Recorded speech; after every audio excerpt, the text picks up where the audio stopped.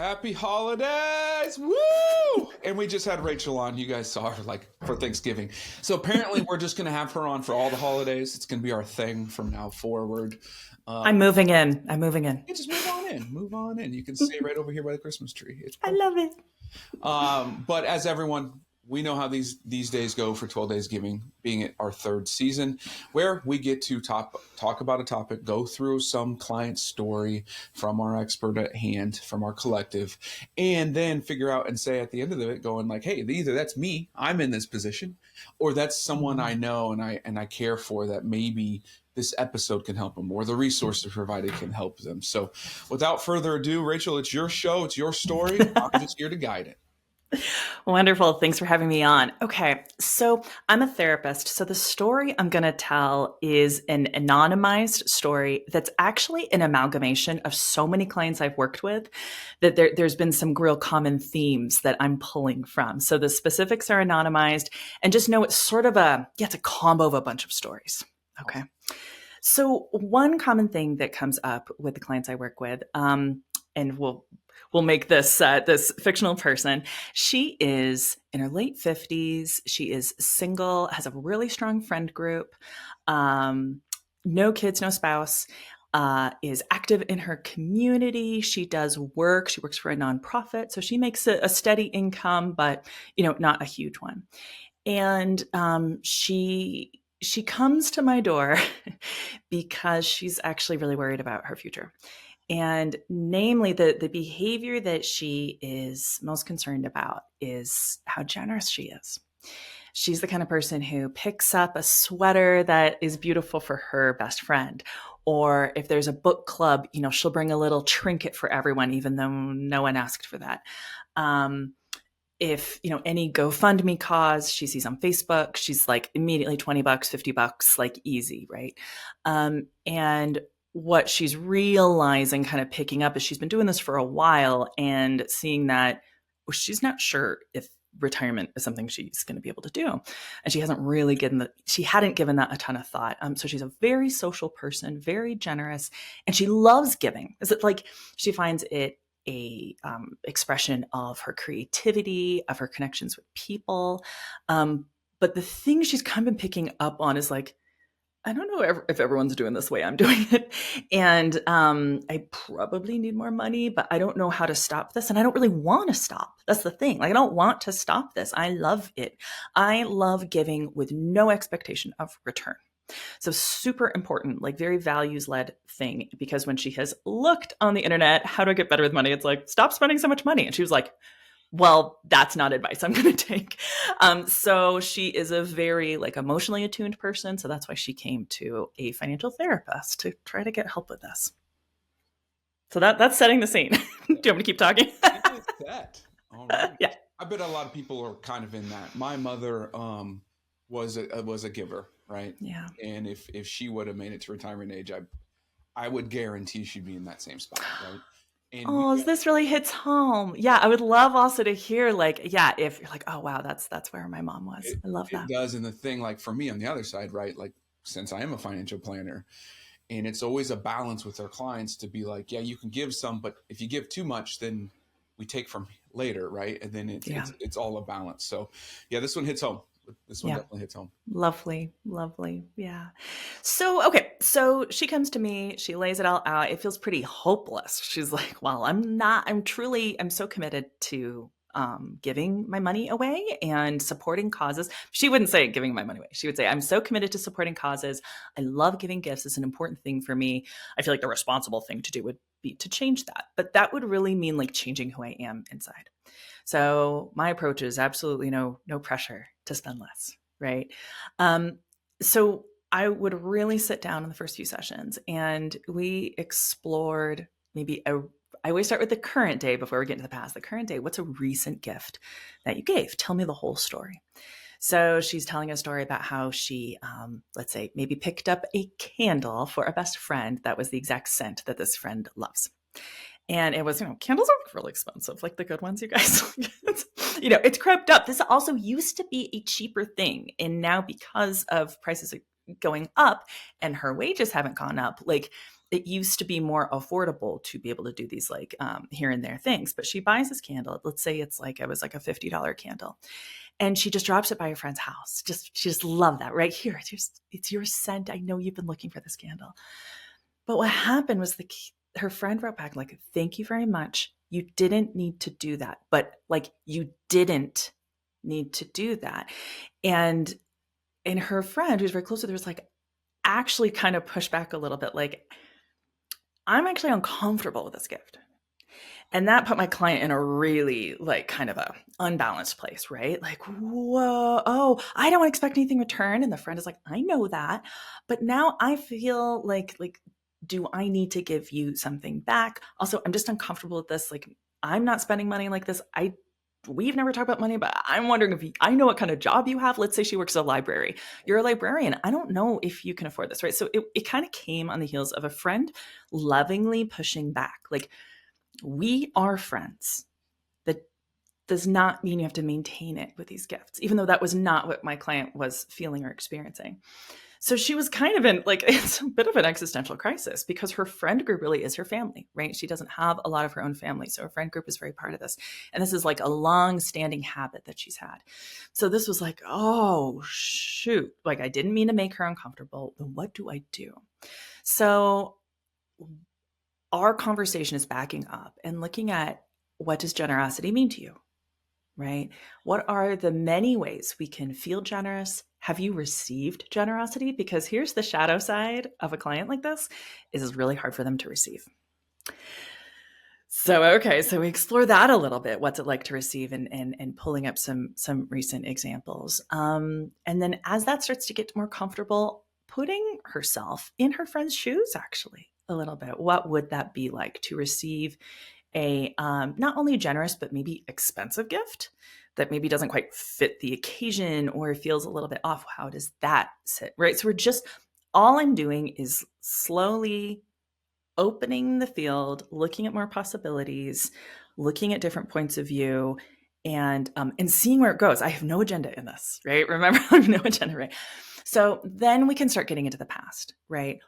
What was gift giving like in your family growing up? What was your role in that? What did you see of the grown-ups around you? What was their generosity like? And so let's say in this fictional client, let's say she was part of a family that was very upwardly mobile, like had come from humble beginnings. Like her parents had come from humble beginnings, but they were growing a business and actually had like really changed classes, right? Living in a very different neighborhood than they had grown up in and participating in things they hadn't participated in before. And when she turned 12, let's say, was given like a debit card that she could really do whatever she wanted with.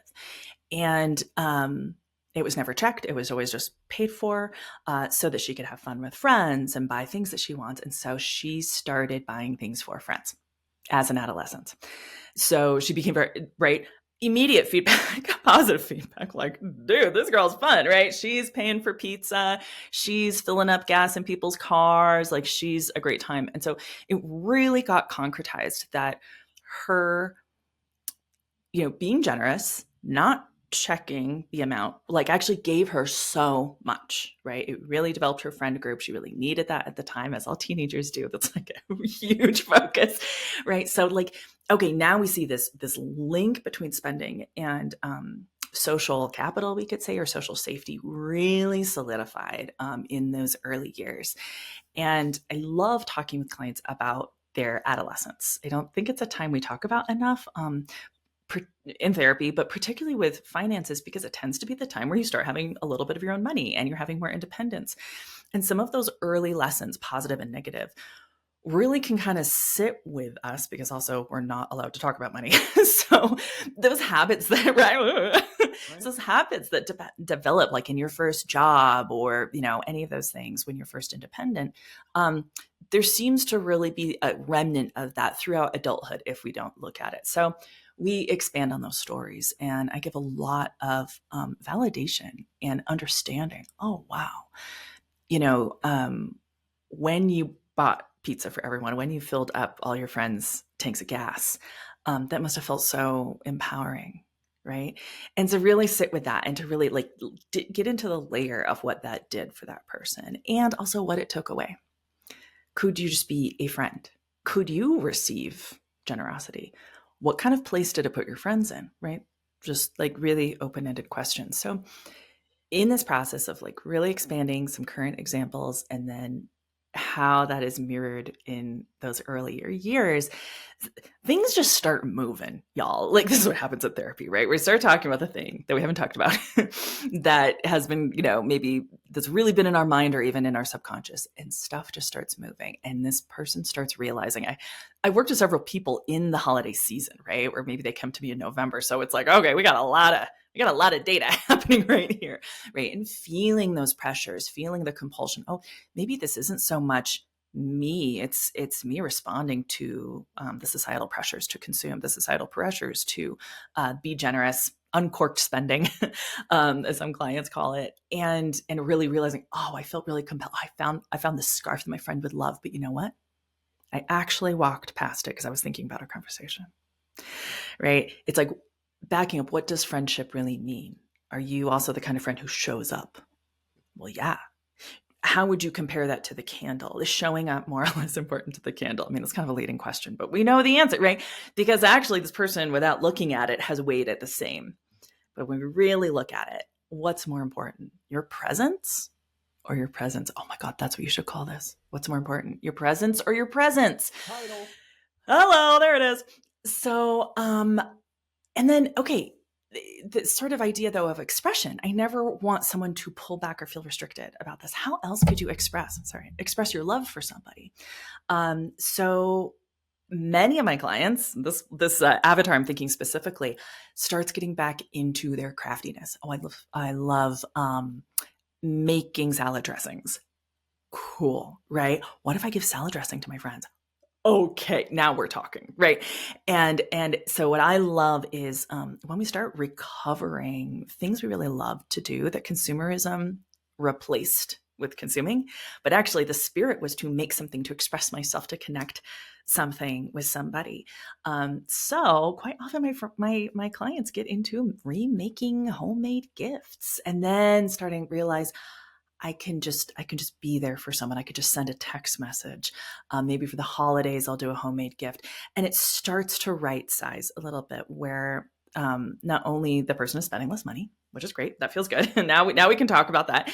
But is also like cheesy, but getting to the heart of what it is to be a person, getting to the heart of what's important in relationships, because that is actually what was going on in that question. So that's sort of, that's my holiday message. Presence over presence. I think a lot of that has everything to do with the cycle of humanity where we're at, right? Mm, Because everyone think about the old school presence, and I'm talking about yeah. 100,000 years ago, right? It wasn't going to buy something; it was to make something. It was, if I'm a sheep farmer, I'm giving you milk or cheese, right? Those types of presents, which are different. It's about you. It's about living style. It's not about, I saw this candle and it's frivolous and I can give it to you. It has something to do with more, I got better, only word I can think of is more oomph, right? You know what I mean? Like it feels better. It is more of a feeling. And to have your clients go from like, yeah, to, hey, yeah, maybe I make the candle. Maybe it is salad dressing, whatever it is. I think if we get back to that as society, one, yeah, we're going to save more money, right? Obviously, but I think we're going to become closer. That's exactly it. That's what we're missing. I think, and what's it like to receive a gift like that? Like, oh, like I just feel so touched. I'm a maker myself, and also I'm not expecting that. I also, there's also we all have too much stuff. At a certain point, like, is this a burden? I'm dropping off a thing. Now it's a thing they got to deal with. That's got to take rent in their house. And, I think we're also like really contending with the stuff that we have. And, and that's another expansion of, okay, well, if you do want to give a gift, is it an experience gift? Is it a heartfelt letter? Like we can start to shake it up to, not be so much about the thing. My mom was very attached to the thing. There needs to be a thing. And I honor that. If that's where you're at, great. But I think to also look at what it's like from the other point of view, that we all want less stuff. We do. We sure do. We really do. So it's a gift not to give a gift sometimes. We really do. Yeah. If I can't consume it, shortly. I really don't. I don't need it. I don't need it. Oh man, give me a But plate of cookies over a candle any day. Yeah, correct. Yeah, because exactly. good Lord, we have enough candles anyway. Yeah. And in my friend group, we used to do little gifts at Christmas. And at one point, I think one of my friends was just like, can we just stop doing this? I was like, yeah, I'll stop. We just stop. We still get together. Like, it changed nothing. It was like one less thing that I felt like I had to do. Yeah. Save me some money. Just like, can we just stop? Just be with each other. Like that's what. Let's just be with each other. And I think if your friend group, your family is important to you, you can suggest a shift up, and it might feel uncomfortable. Like, absolutely. There might be pushback. Like, I remember my siblings and I pitched to our mom, hey, let's do like a kind of more of a secret Santa than everyone give to everybody, because there's 3 of us. And my mom said, you all can do that. I absolutely won't. I must give a gift to all of my children. I can understand that. But, like, you can propose and let people think on it. Like, hey, what if we all did an experience gift together instead of stuff? Or, hey, I'm going to change my gift giving this year. I think speaking of boundaries, which was what we talked about last time, you can say what you're going to do. You can't say what everyone else is going to do, right? But hey, I'm shifting how I'm gifting this year. Just heads up, right? Most people would be like, girl, go do it. Do it, girl. But that's okay. You can try new things. Absolutely. So everyone listening, we know someone like this, and most likely it is you, because I'm the same way. Love to give, really hard for me to receive. We want you to go through this holiday season and maybe change it up a little bit. Maybe propose to change it up a little bit, and let us know. Come back to the comments, engage with us. Let us know how that little shift was positive or negative, right? Either way, but definitely during this time, just get together with everyone, be with your loved ones. If you can't, call them, do something, write a letter. This is definitely a time where we all want to feel appreciated, regardless if we think we don't. It is definitely that time of the year where we truly want to be part of a bigger group. So again, Rachel, appreciate everything you brought to the table with your story. And I can't wait for people to hear it, but also engage with us and let us know what they did different this year. Yeah. And your presence is present enough. Really. Yeah. Happy holidays, everybody. Beautiful.